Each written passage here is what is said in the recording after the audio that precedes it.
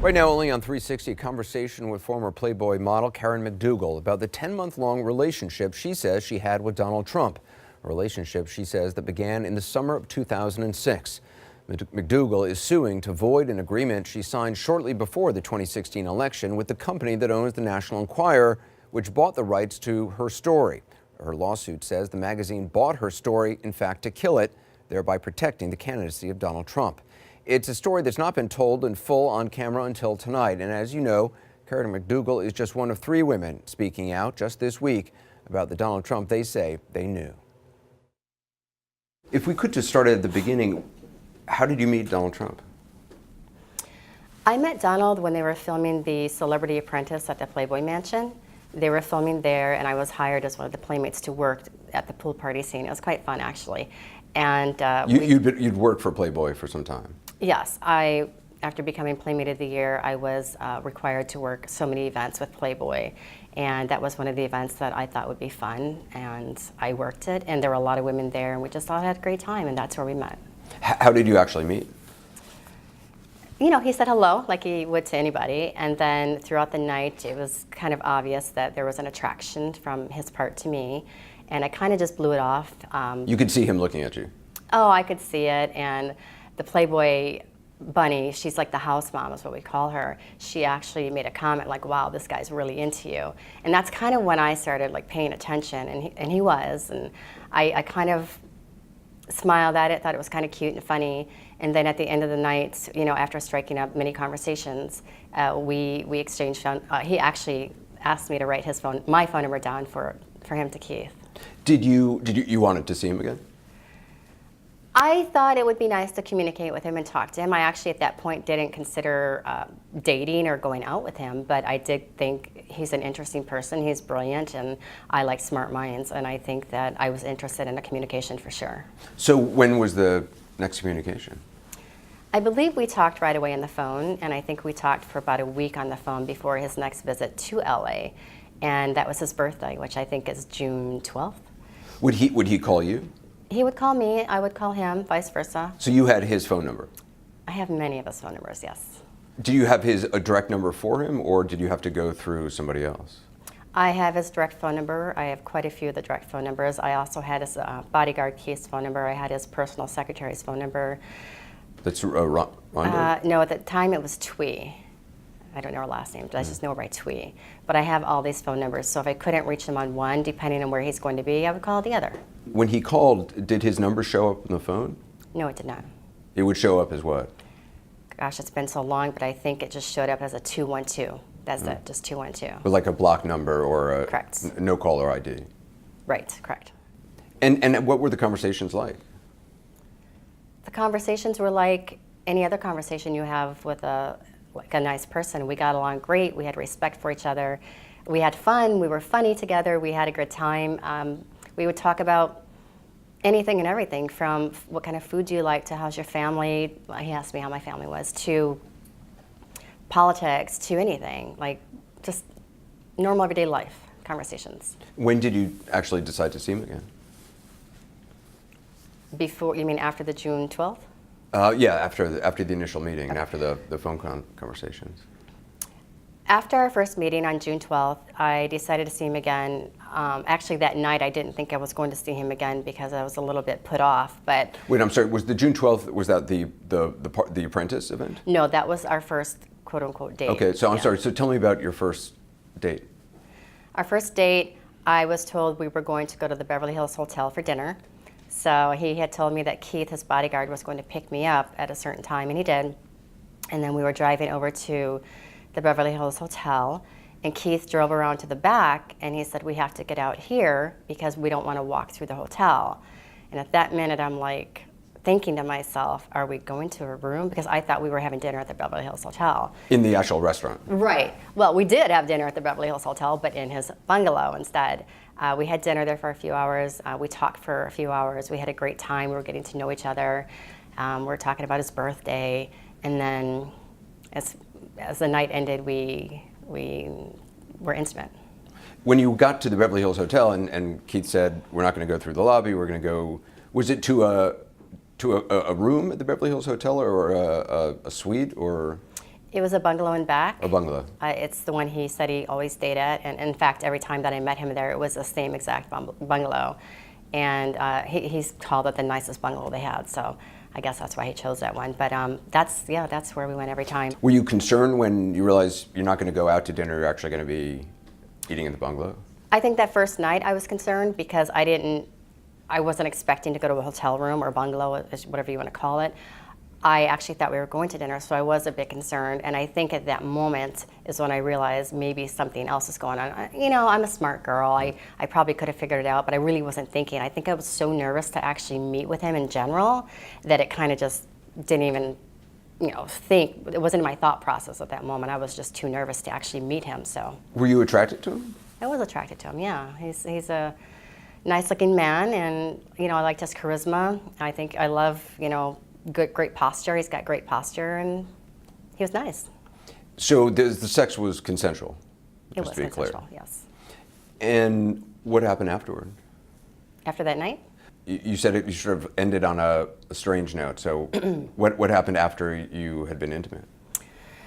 Well, after we had been intimate, he tried to pay me, and I actually didn't know how to take that. Did he actually try to hand you money? He did. He did, and I said, I just had this look of, I don't even know how to describe it. The look in my face must have been so sad because I had never been offered money like that before, number one. But number two, I thought, does he think that I'm in this for money or why I'm here tonight? Or is this a normal thing? I didn't know, but I looked at him and I said, that's not me. I'm not that kind of girl. And he said, you're really special. And I was like, thank you. So I left. I actually got into the car for Keith to take me home, and I started crying. I was really sad, and it really hurt me. But I went back. Hurt you that he saw you in that way? Yes, it hurt me that he saw me in that light, and he obviously assumed that that's the kind of girl I was. Maybe because I was a playmate, I don't know, but.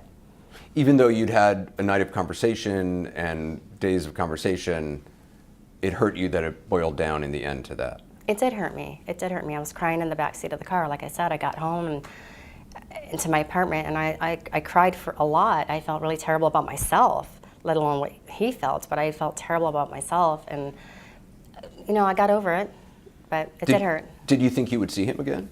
I didn't. I didn't think I'd see him again, but then when he called, I was at a bad place in life. I just came out of a bad relationship where I never felt good enough in my relationship. And not that that's any excuse, it's not. But I think I was so down on myself that when he called, and he's so sweet, like what everyone sees on TV, I didn't see in that man, because that man was very sweet, very respectful, very loving, very kind and caring. Like that's the man I saw. He can be very charming in person. He's very charming. He's very sweet. His personality to me was, wow, like I loved it. It was great. When was the next time you saw him? I'd have to look back at I took a journal back in the day, and not just for anything in particular, but to this day, I still write down everything I do during the day. That's what I do. So if I looked at that, I could find out, but I think it was in that same couple days within a week, because he was in town. When he came to LA, he was usually there between 3, 5, 6, 7 days, and I usually saw him. You gave us the journal that you kept. You would write down on days you saw him. You wouldn't write out his full name. No, I either called him T or DT, because if anyone found this, I wouldn't want to expose myself or expose him. So there's a number of days here, it looks like dozens over the course of time, with a small little DT, and sometimes they're hard to see. I purposely kind of chicken scratched a lot on there because I know what I'm writing, and like I said, to this day I still do that with my notes and where I'm at, who I talk to, whatever. I did write that down. So did I see him quite a few times, quite a bit? Absolutely. We spent a lot of time together. And did you tell friends about it at the time? I did. I told a few friends. I told my sister. I actually told my mother that I knew him and we talked on a regular basis, but I told her that we were just friends, and she kind of scolded me a little bit, like, I hope it's only friends because he's married. And I'm like, yes, I understand. My sister actually heard him on the phone. She was with me one time, and she, I couldn't hold the phone because I was busy, so she put him on speaker and we were just talking. I mean, I didn't care. It's like she knew anyway. So when you have a relationship with somebody, you don't hide it, right? If there's feelings, you don't hide that relationship. Did he ever ask you to hide it? No, he didn't. Never. So there was Actually, never no. a conversation of don't tell Never. anybody? In fact, I think once he asked, does your sister know? And I said, yeah, she knows. He's like, aw. So he wasn't afraid to hide it at all. And you knew he was married. I did. Did he bring up his wife? Did you bring it up? No, I never brought up his wife. He did once, and that's the only time I can remember when he said she was an intelligent woman. She knew, like, I don't know, 4 or 5 languages. But other than that, he never talked about his wife, and I never brought her up. Obviously, there's a reason I don't bring her up, because I felt guilty about it. So after never seeing her until the one occasion, I never correlated the two, really. I just kind of out of sight, out of mind. When you met, it was 2006. Correct. Was this shortly after his son had been born? Yeah, it was. Would he talk about his child, his son? No. The only thing he said about his son was, isn't the name Baron a nice name? And I said, yeah, it is. And I said, how did you choose that name? And he told me, and that's it. There's no conversation. As you enter a relationship, obviously in any relationship, you start to think about where this is going to go and how you feel. And how did you view it? How did you view the relationship? You know, going through it, when I look back where I was back then, I know it's wrong. Like, I'm really sorry for that. I know it's a wrong thing to do. But back in those days, sorry. It's okay.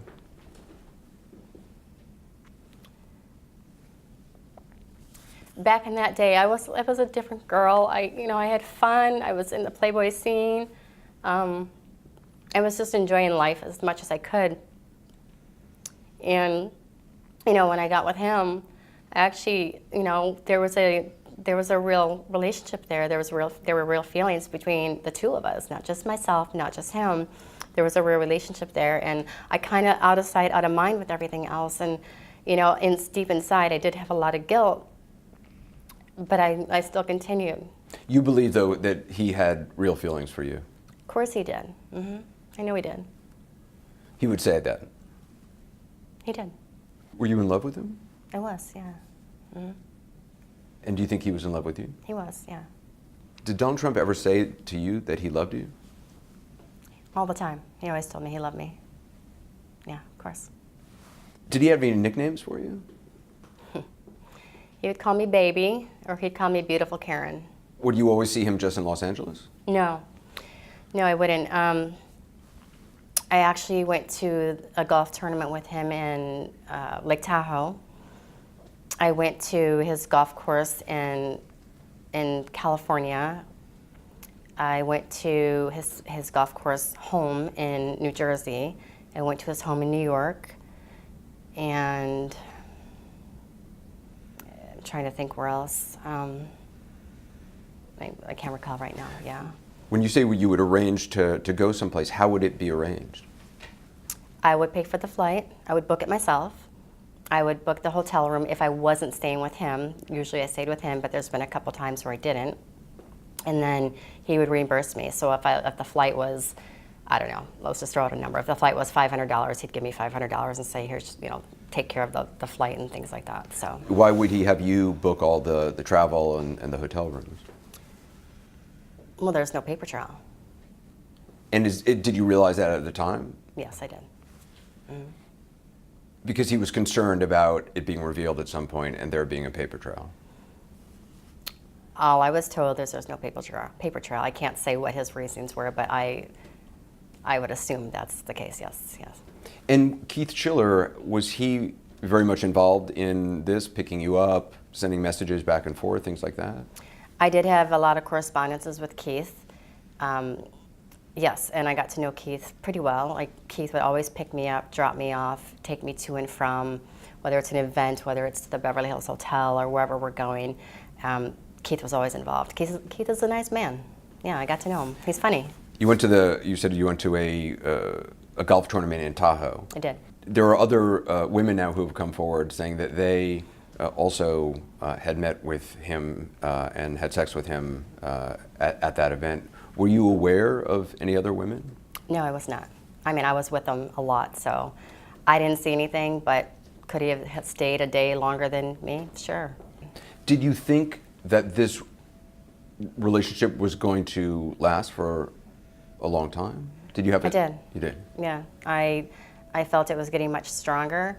You know, there were no gifts ever, but a Christmas gift. I got him a gift, and then he told me the gift he got me was an apartment in New York, but it's being remodeled right now. And I never saw the apartment because I ended up breaking up or ending the relationship, but that was supposedly my gift. I don't know.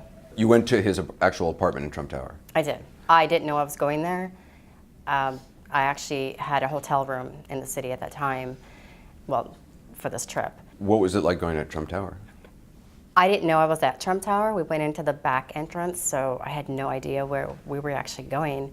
The back entrance, as you know, probably is more discreet. It's like a little nothing hallway versus like when you walk into the grand, right? So we went to the back entrance, and then at that time I realized where we're going, and I said, "Aren't you afraid to bring me here?" He's like, "They won't say anything." And I'm like, "Okay." So we went upstairs and we looked around, and To his office or to his apartment? his apartment. He showed me around. What did you think of the apartment? It's very gold. No, actually, it's actually quite pretty. The views are amazing. It's a beautiful apartment. They have great taste. And he showed you around the apartment? He did. Did he reference Melania at that point? Before the break, you heard former Playboy model Karen McDougal describe how she says she and Donald Trump met, the sweetness she says she saw in him, and her reaction to what she says was an offer of money after their first intimate encounter. Before we go any further, we should note that then White House Communications Director Hope Hicks called Ms. McDougal's allegations of an affair, quote, totally untrue. But Ms. McDougal stands by her story, as you see, and as we continued to talk today, she told me about her account of another emotionally jarring aspect of any affair with a married man, meeting his wife and his family. Here's part 2 of our exclusive conversation. What did he say? Did he reference Melania at that point? He did. We passed a room, and he said, "This is Melania's room. She likes to have her alone time or to get away to read or something like that." And I'm like, "Oh, okay." That's when I kind of thought, maybe they're having issues. I didn't ask. It's not my business at that point. How did you feel being in his apartment? Guilty. Very guilty. Why guilty? I couldn't wait to get out of the apartment, actually. I think doing something, but then when you're doing something wrong is bad enough, but when you're doing something wrong and you're in the middle of somebody else's home or bed or whatever, that just puts a little stab in your hearts, and I just couldn't wait to get out of the apartment. I wanted to go back to my hotel room. It made his other life more real. I was just going to say, it made it more real to me. Yes, made it more real. Did you see Barron there? No, I never saw Barron. So where's this picture from? That picture is from the Apprentice release party that they had at the Playboy Mansion. So they filmed it like a month beforehand, which is where I met him, and then they had the release party when The Apprentice actually aired. So that's when that one was. So this is a picture with Ivanka Trump, Melania Trump, several of your colleagues and yourself. Correct. Mm-hmm. So was that the first time you met Melania? It is. And honestly, if you can tell, I tried to keep my distance. I tried to go as far away as I could, just because I felt guilty. Do you think she knew? You know, maybe, I don't know. You know, it was told to me that they were arguing that night, and I said, why? And somebody had said, probably because of you. But I don't know if that's a fact or not, so don't quote me on that one. There's another picture with, I think it's you with Eric Trump. Mm-hmm. Do you know where that's from? I believe that's from the Trump vodka release party that he had, which was within a couple days of that other party. Did it feel strange to meet his son, Eric? It did, but he was such a friendly guy. Like, again, when you're doing something wrong, you try and push everything out of the way and make it as right as you can in your mind. So I met, you know, all his kids, except for Barron, of course, and I just tried to shake it, but now it gets to me, but then it didn't. Did he ever compare you to any of his kids? You know, he's very proud of Ivanka, as he should be. I mean, she's a brilliant woman. She's beautiful. She's, you know, that's his daughter, and he should be proud of her. He said I was beautiful like her, and, you know, you're a smart girl, and there wasn't a lot of comparing, but there was some, yeah. I heard a lot about her. Yeah. Did that strike you as odd in any way, or? You know, I know a lot of people think it's odd. You know, there's been some comments I've heard in the news he said about her, and I think those comments are wrong, but do I think it's strange that a father would love his daughter so much that he brags about her? No, I brag about my dog that much. I guess, you know, some people seeing this are not going to believe that you had a relationship. Hope Hicks has said categorically you did not have a relationship. There's no truth to this. When you heard that denial, what did you think? Well, I think somebody's lying, and I can tell you it's not me. It's a little hurtful, but at the same time, I have to understand, like, if he were to have told Hope that he didn't do it, I guess I understand, because he's trying to protect his family, his image, things like that. But it was definitely a little like, wow, you're gonna lie about that? But okay. When you've heard the stories of, you know, Stormy Daniels, who has come forward, who said that she was at the Tahoe club as well, and others who said that they were there, you didn't know about that at the time. No, I did not know. What did you think when you heard that? My first thought was, how could she have been with him when I was with him? The only time we weren't together on that particular trip was when he was on the golf course golfing. I didn't go, clearly. But I went to every event, every after thing, parties, daytime things. I was there. That's why I can't understand. Now, I do remember him saying, he came in one day and said, oh, there were a bunch of porn stars out there. They were wanting pictures of me. And I'm like, oh, that's funny. You know, it's cute, whatever. I do remember him saying that, but I can't imagine when he found the time, except for maybe the day I left. So it's kind of like, wow, how'd this happen? Did you think maybe this would lead to a marriage? Her answer to that just ahead. I also asked her about the extent of the sexual relationship she says they had, whether she was worried that this would all come out, and how the relationship ended, as well as this. If Melania Trump was watching this, what would you want her to know? Now more of my exclusive interview with former Playboy model Karen McDougal, who says for 10 months she had an affair with Donald Trump. She says it began in the summer of 2006. He was married, and Melania Trump had recently given birth to their son Barron. McDougal says she felt guilty, but tried to put all of that aside. Did you think maybe this would lead to a marriage? Maybe. That's something, though, you liked him enough, that's something you would have liked? Maybe. Did he, at the time, tell you that you were his only girlfriend? Or did that subject You know, we not never really discussed that. I knew he talked to ladies, but I didn't know there was anything else. I didn't know he was intimate with other ladies. But I guess if it makes sense. If he's doing it behind his wife's back, why would he not do it behind my back? So. But at that time, in the frame of mind you were in then, you felt you were the only other person? I thought I was the only one, yeah. I did. I thought I was the only one. Do you have any text messages, photographs, videos, anything that would dispute the Hope Hicks' statement that this never happened? Let me just say this. If you're in a loving relationship, do you try and collect evidence? That's not what you were thinking about. No, not at all. Not at all. In fact, the only thing that I have really is my journal that I keep. And like I said, I still do it to this day. It wasn't out to get anybody or, gosh, get anyone in trouble. But those are my notes. Those are from me. No, when you care about somebody, you don't try and set them up in any way, shape, or form. That's my opinion. But I'm just wondering if, you know, some couples take a lot of pictures, put them on Instagram, or just take pictures for themselves. That wasn't something you two would do. Privately? Yeah. No, no. I didn't want anyone to find me in that compromising position, let alone him. But I guess at the time, I kind of thought more about myself. Like, I would never want anyone to see pictures of me like that. So it just so happens that I'm very protective of my image. So I guess I protected him too without even knowing it. Were you worried about people finding out?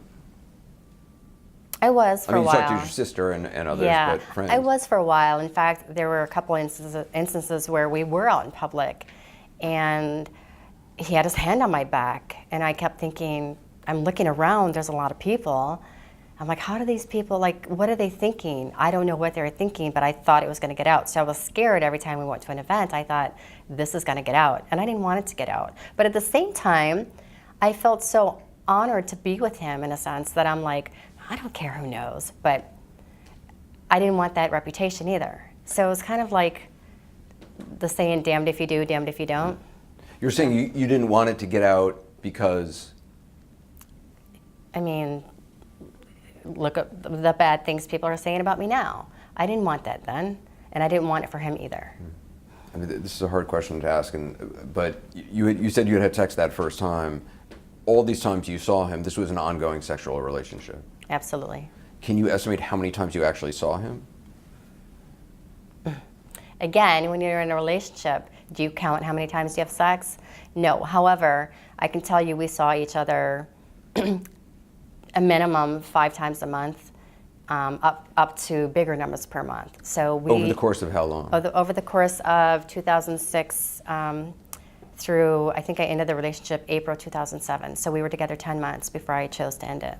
So we saw each other quite frequently. So dozens of times you were together. Many dozens of times, And you were yes. intimate. Yes. Many dozens of times. This is another tough question, and again, you don't have to answer it, but it's been raised with other people. Did he ever use protection? No. No, he didn't. Was that something you thought about, or it didn't concern you at the time? You know, we talked about it right beforehand. He was starting to, and then he's like, I don't like these things, and you know, we discussed things. Do you, blah blah blah. And we were just honest with each other, and we didn't use any. You talked about ending the relationship. Who ended the relationship? I did. Why? I was just feeling so guilty. It was just digging inside me. I think the excitement of it took over for a while, and I did care about the man. I'm not going to lie. So that made it hard to end it, but I think I just started feeling so bad about myself. Like, how could I do this to A, myself, but to B, to a family? Whether they get along or not, it's still a family. I just needed to get out of it. I just needed to get out of it. It just was tearing me apart in the long run. That's a hard thing to do, to end a relationship, any relationship.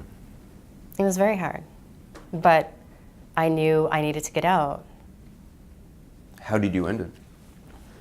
He wasn't in town, and I just simply said, look, this isn't working for me. And he's like, why not? And I told him, I blamed it on my mom. I said, look, I know my mom knows about you, but she would be really, really devastated if she found out we were actually having a relationship and being intimate together, and you know, the feelings, and I don't want to disappoint my mom. And he said a few words, and that was about it. But you know, it is what it is. We ended it, and we didn't talk for a long time again. We started talking again in 2009. I went to the Miss, one of the pageants in Vegas with a girlfriend of mine. We weren't together, but we talked a lot. We went to his room and just chit-chatted. He invited you to the pageant? He did. He got us a room at the Trump Hotel in Vegas, a suite, really nice one. And you know, there were no intimate relations. I had a boyfriend at the time, so there was nothing like that at all. And then we stayed in contact for a little bit, and then we lost contact. Up next, I asked Karen McDougal about whether she ever thought about rekindling the relationship. I also asked her about what happened when Donald Trump announced his candidacy, how at first she says she didn't want her story to come out, and then something changed. Karen McDougal says she and Donald Trump had an affair for 10 months, an affair she says that began while he was married to Melania Trump and their son Barron was just a few months old. McDougal told me she felt guilty and that she was the one to end the relationship. Again, the White House has called allegations of an affair, quote, totally untrue. Ms. McDougal stands by her story. More now of our exclusive interview. Did you ever think about rekindling the relationship? Not while he's married, no. Yeah, of course I did. I had feelings for the guy, but not while not while he was married. At that point in time, I would never do that again. No. You didn't speak. I mean, you told friends, as anybody would tell friends, about a relationship. Sure. But you didn't, at any point during this time, 2006, 2007, 2008, try to reach out, or did you at any point after the relationship ended think about telling your story publicly, telling Never. about the relationship? 2007, 2008? No, in fact, I had media contacted me in 2011. I, for the life of me, couldn't figure out who would leak something like this. I mean, I was asking all my friends. I even called him. I'm like, did you tell anybody? Like, are you leaking this information? He's like, no, don't worry about it. I didn't do it. So we didn't worry about it. But I actually had a manager at the time.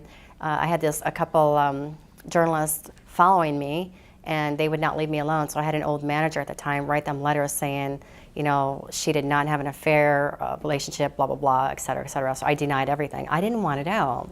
So you actually put out a denial to this I did. In 2011? I did. Not, did they print that denial? I don't know, but I'm just saying my manager at the time emailed this one reporter that wouldn't give up. You guys are persistent. She wouldn't give up, so he had to give her this letter and basically say, leave Karen alone at this point, like, you're done, leave her alone, so.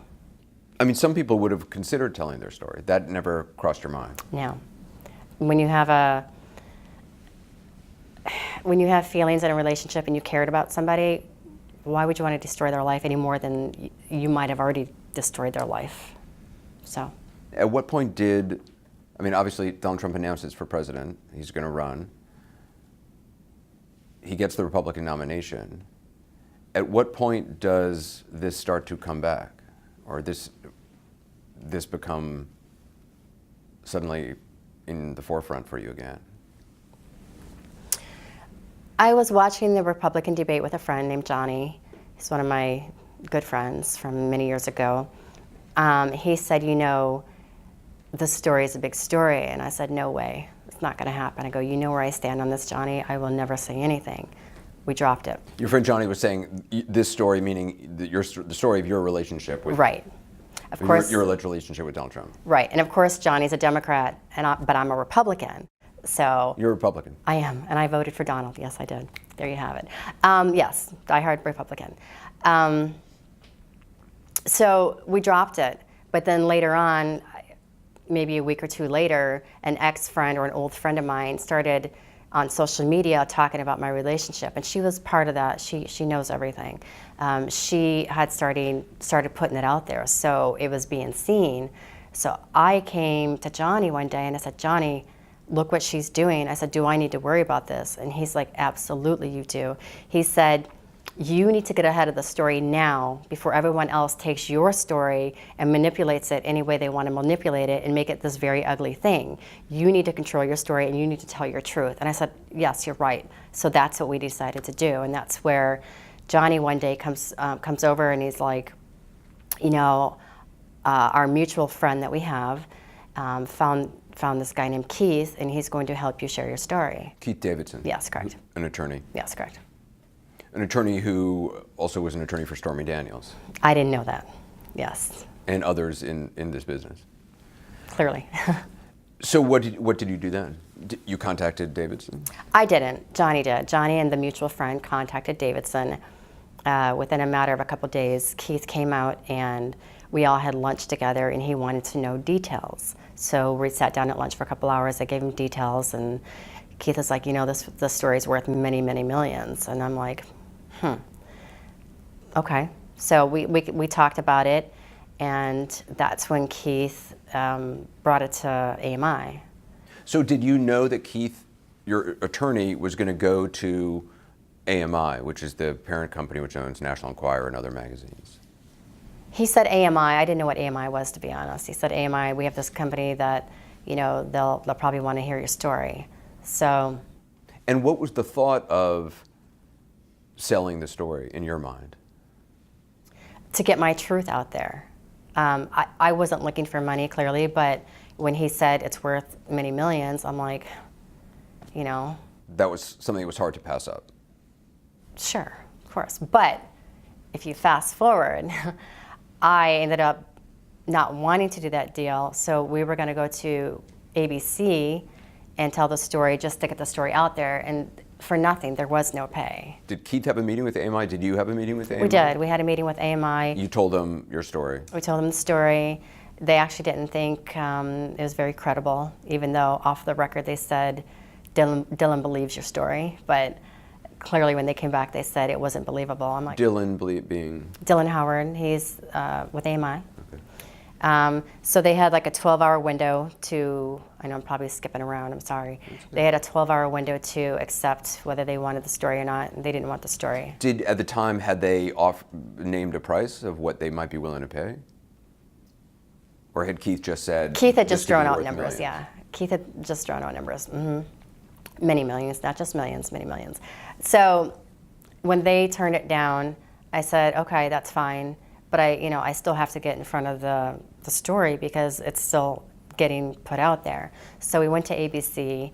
They were very interested in the story. They knew everything. They know everything. And I just got cold feet. I said, I can't do this. You actually met with people from ABC News? Yes, we met with people from ABC News. They were very interested in the story. When it came down to it, I just got cold feet. I didn't want the story coming out of my mouth. I didn't want anyone to know what I had done. I didn't want anyone to know, from his side what he had done. I wanted to keep it a very private matter because it was very private between us at the time. Did you still feel a sense of loyalty to Donald Trump? Absolutely, yeah, absolutely. Of course I did. I don't want to hurt him or anybody. Yeah, absolutely. Yeah. Then what happened? You decide not to go ahead with ABC. I decided not to go with ABC. I told them, I got cold feet. My mother wouldn't be happy with me for sharing the story. Again, I always put my mom in the mix. But I just backed out. Well, then he won the Republican nomination, and AMI was interested in the story again. Once Donald Trump won the Republican nomination, Right, correct. you're saying AMI suddenly came back to you with interest in the story? Well, to Keith, yes, to us for the story, yeah. Why do you think it was that it was after Donald Trump was the Republican nominee that they came back? They wanted to squash the story. You're saying they wanted to protect Donald Trump? I'm assuming so, yeah. But the offer, which we didn't discuss yet or haven't discussed, was, they had offered me a big, contract for work, for modeling and fitness and things like that. My life has always been health and fitness, so. They said they were going to have you be a columnist. You would write columns about health and fitness. Correct. They said I'd write columns. I would get one article per month in OK Magazine, one article per month in Star Magazine for 2 years, and then 4 columns per month on Radar Online for 2 years. On top of that, 2 magazine covers. And their reasoning was like, you've been a successful model, fitness, et cetera. We want to help you continue, and we actually want to rebrand you. And you're older now, so we want to jumpstart into a new career for you and really get you out there to work. And I'm like, this is perfect. Like, what model wouldn't want that? Especially as an older model, like you're like, oh, this is great, right? So yeah, but then the side deal was, oh, we're squashing the story. Okay, it's a win-win for me. Like, I get the work, and my story doesn't have to come out. Did you know that they were buying the life rights to your story? I did. I knew I could never talk about him. Sure. So that was, for you, this wasn't a non-disclosure agreement. To you, this was a great business opportunity. You're going to get paid. You're going to be able to write columns. You're going to kind of launch a new aspect of your career. You're going to get the cover of some magazines. And on top of it, you're going to sell them your story, but they're not going to publish it, and therefore, correct, there's not going to be any ramifications correct, for the story getting out. Absolutely. I mean, who wouldn't want to get this work, and then that work could lead to other work or to other work? Who knows where it could lead? Of course I was excited. So in essence, you were happy to have the story killed? Yeah, of course. Like I said, I never wanted to come forward. And you were going to get $150,000 for it, for having it killed and launching potentially a new career. Well, more importantly, I looked at it as I was doing work, the columns, the covers, and I'm getting paid for that. Oh, and my life story is like never has to be shared. It was more about the way it was presented. It was more about protecting me. It was more about, we don't want to tarnish your image. We want to keep your brand wholesome and whole. So I'm like, that's awesome. You know, that's great. So that's the way I perceive this contract. It was a win-win, like I said. Had you ever heard the term at that point, catch and kill? No, I had not. Do you know what catch and kill is now? I do now. Yeah, I do now. What's your understanding of what catch and kill is? From what I'm learning, a catch and kill is somebody, for like say for yourself, for example, taking a story about somebody you like or care about or have a friendship about, and they squash a story so it doesn't hurt you.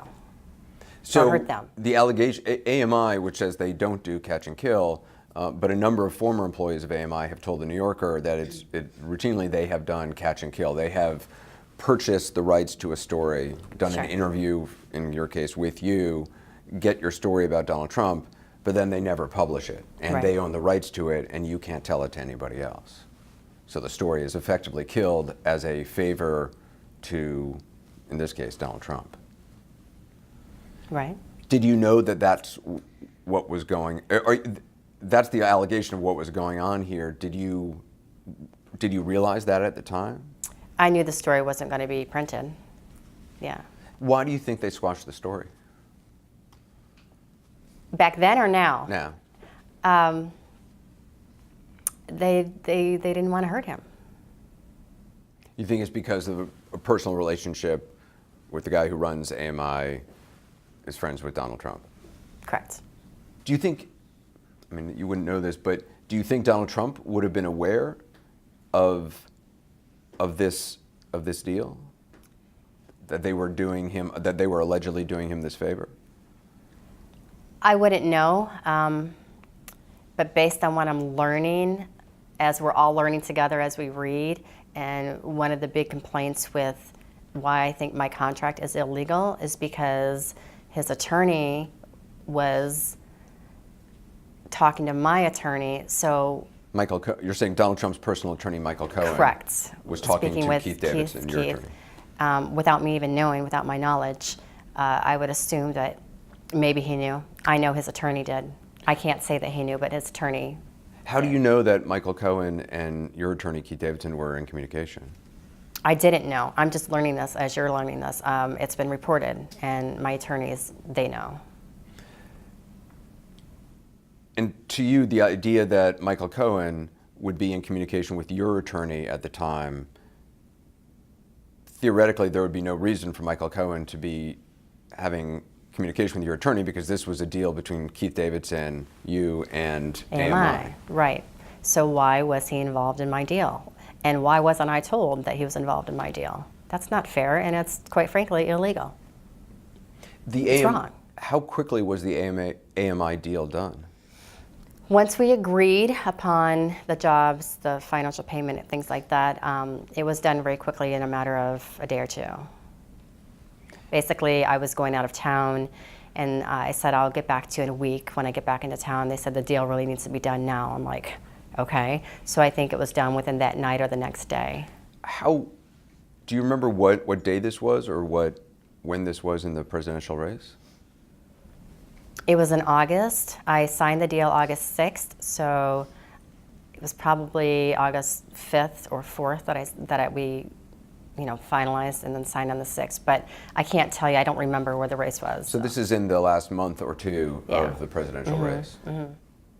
Do you think the presidential race had anything to do with this deal getting done? When I'm looking back at it now, possibly, yeah. How so? Well,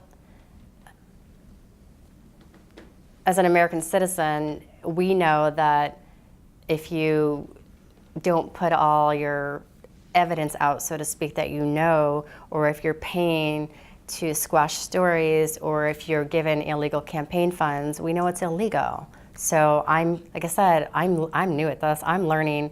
You all probably know this, but I'm learning this stuff. And Would it have been potentially damaging if your story had come out in the last month or two of the presidential campaign? You know, I don't know how damaging it would have been. You've seen the other stories about him. It didn't hurt him. So could it have been damaging politically speaking? Probably not. However, I think it could have damaged maybe family. I don't know. But I mean, it depends on who you ask. It definitely could have damaged. I don't know. I mean, with the illegal campaign fund, I think that definitely would have damaged. But the rumor of, you know, somebody's rumor or someone saying you had an affair or a relationship, does that really damage people? The thought, though, of telling your story to AMI, some people hearing that are going to think, A, you wanted money, and B, you wanted to damage the president. I voted for the president. I voted for Donald. Why would I want to damage him? That's my party, Republican Party. That's my president. I did not want to damage him or hurt him in any way, shape, or form, but I also didn't want to put out the story because I didn't want my reputation to be damaged. I care about myself as much as I care about anyone else's reputation or personal life. But like I said, I was more excited about this modeling contract, this big deal of writing for these magazines, and who knows where that could have went. You know, I love fitness, I love health, and that's where my focus was. When you first went to AMI, and Keith Davidson was telling you, oh, they're going to pay millions for your story, had they said, okay, yeah, we're going to run this story and we're going to pay you $2 million, would you have gone with that? Would you have done that? Probably not. Really? No. I mean, it's hard to say, but probably not. It's a lot of money. It's a lot of money, but you also have your conscience. Like I said, I'm a different girl today.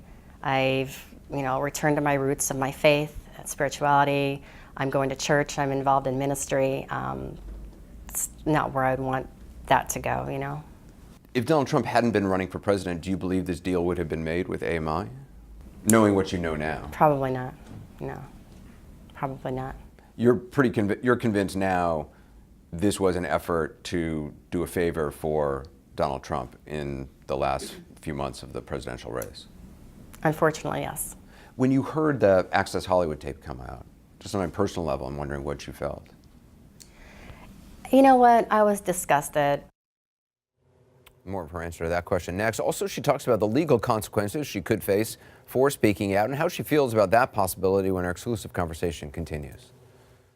Before the break, you heard Karen McDougal say she voted for Donald Trump. She voted for him despite all she says transpired between them. She voted for him having heard the Access Hollywood tape. I asked her about it during our conversation. When you heard the Access Hollywood tape come out, just on a personal level, I'm wondering what you felt. You know what? I was disgusted. I had not seen that in him at all. Like when our relationship was going on, I didn't see that side of him at all. Like I said, he was very respectful. He was a gentleman. When we were out in public, I even had friends go, wow, he's really respectful to you when he's out in public. And, you know, his hand's always on your back or your shoulder, and he always introduces you. I didn't see that side of him until I started watching TV, and, you know, that's not the man that I knew.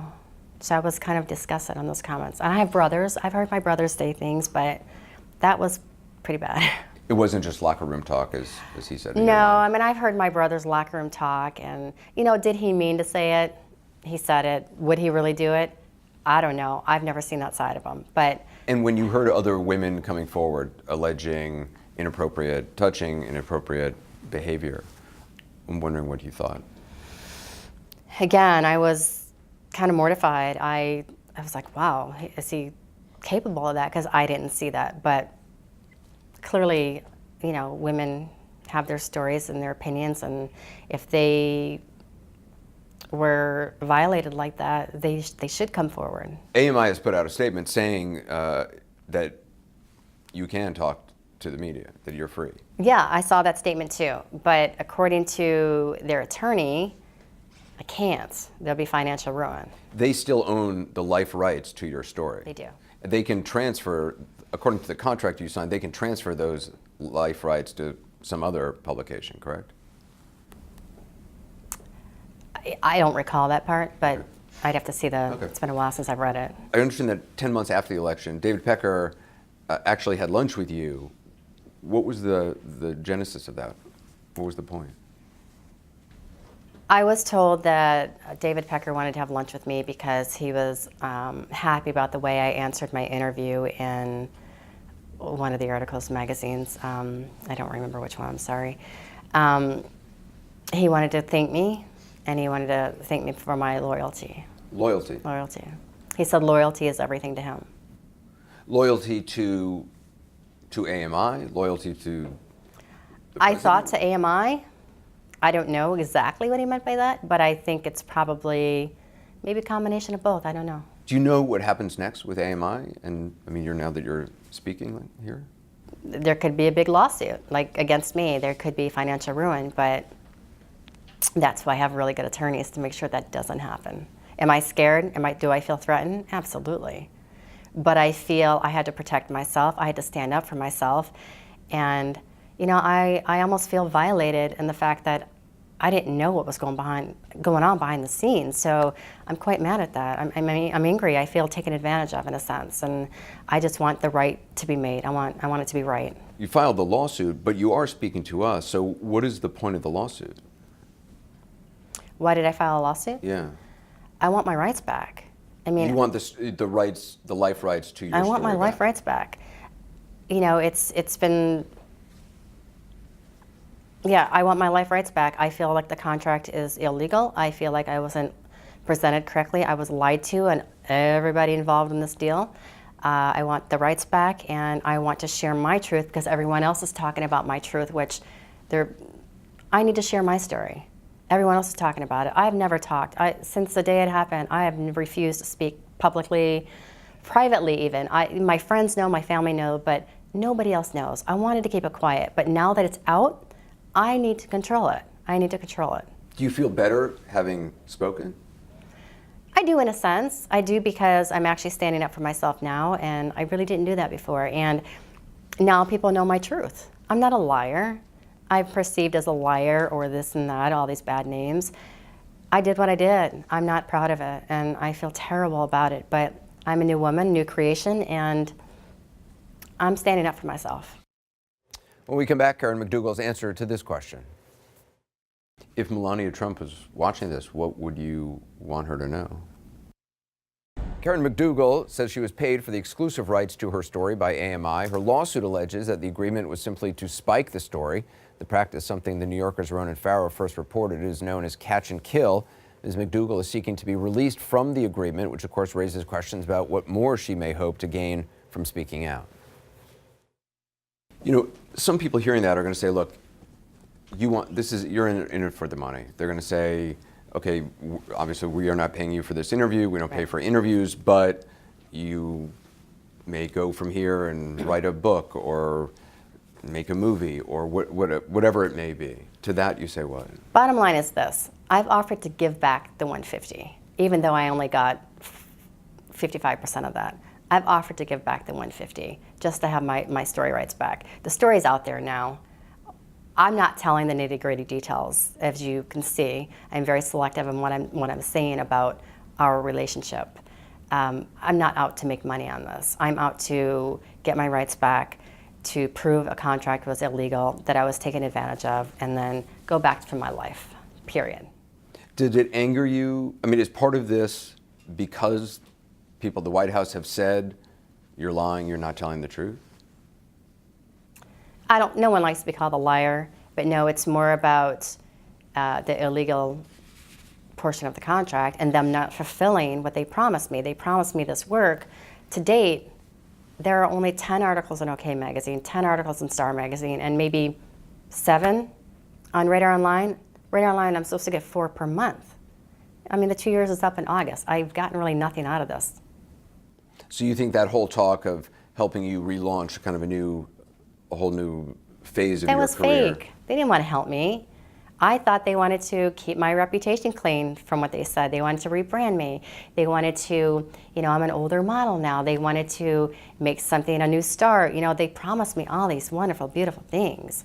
Even when I met with David Pecker and Dylan and Keith in New York, this is back last August, they offered me many more opportunities, but I haven't seen anything yet.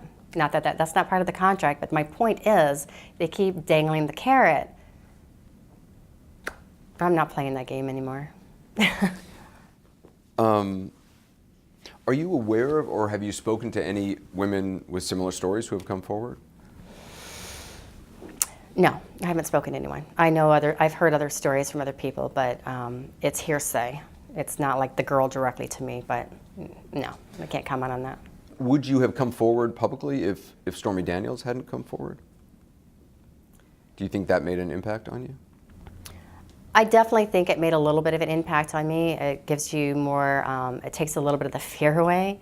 However, I probably would have, just because as I'm learning about this contract and the people involved and the way I was treated and all the behind the scenes things that I wasn't aware about and all the work I'm not getting, which I contracted for, yeah, I probably would have come forward. If you didn't get what you were told in a contract work-wise, wouldn't you say something? Of course. Do you have any regrets about the relationship that you say you had with him? Back then? Yeah. The only regret I have about the relationship that I had with Donald was the fact that he was married. If he weren't married, I wouldn't have any regrets because he treated me very kind. He was very respectful. As I told you, it was a good relationship while it happened. Now, had I known at the time there were supposedly all these other women, no, I wouldn't have been in the relationship. But I didn't know that at the time. So, no regrets except the fact that he was married. If Melania Trump was watching this, what would you want her to know? It's a tough one. Or say to her? Yeah, what can you say except, I'm sorry.